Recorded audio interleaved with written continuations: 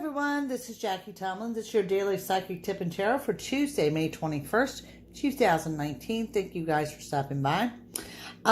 Today, it looks like a day of new beginnings, some money coming in.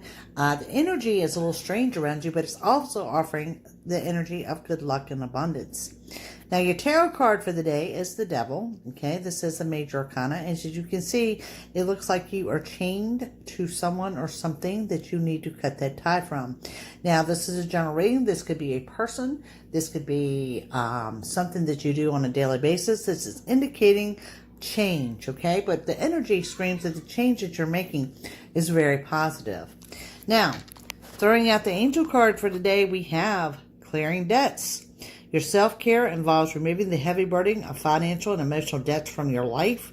You already feel lighter and freer just by facing this topic and making a plan to clear present obligations and avoid future ones as well. So, pretty amazing day. And like I said, this is a day of change. Break the ties, break the bonds, do something different in the clearing of debts.